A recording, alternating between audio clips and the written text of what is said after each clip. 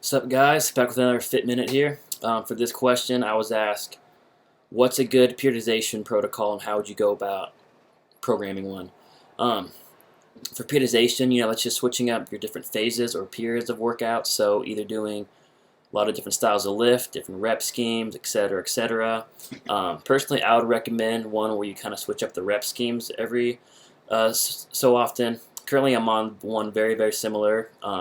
I change the rep scheme every 2 weeks. So for the first 2 weeks, I was going 5 to 7 reps. Then I went from 8 to 10 reps, then 10 to 15 reps, then 15 to 30 reps.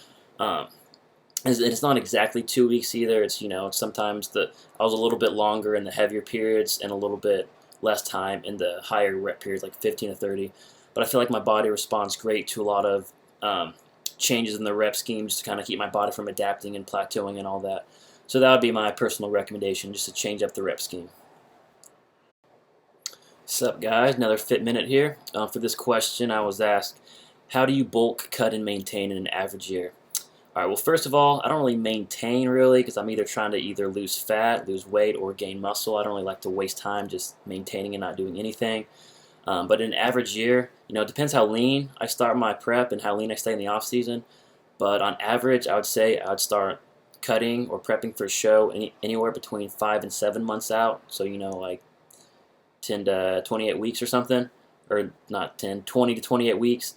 And how long I bulk for, kind of depends again, really. But ideally, I would give myself no less than 8 months in a calorie surplus before like diving down into a prep again and decreasing calories and all that. If you start cutting too soon, you're never really going to give yourself time to grow. And the off season, your calories in a surplus, that's when you're going to grow in muscle and all that, and that's when that'll translate to a better and way improved physique when you actually do cut down in the end. So that's my advice. Back with another Fit Minute again. For this question, I was asked, how do you change up your workouts and rep schemes depending on if you're bulking or cutting? Short answer is I don't. There's really no need to ever really switch up your rep scheme and training style completely from bulking to cutting. If you think the whole high reps to tone up and like cut, that thing is going to work, you're gravely mistaken. That's complete bullshit. If anything, you'll probably lose a lot of muscle if you went from like lifting heavy weights to lifting a bunch of high rep shit and all that. So that's not going to be good. You want to stick with the same style of training you were when you're bulking, when you're when you're cutting.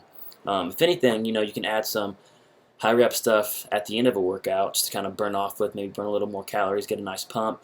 But I definitely would not let that take place of like your heavy compound lifting earlier in the workouts.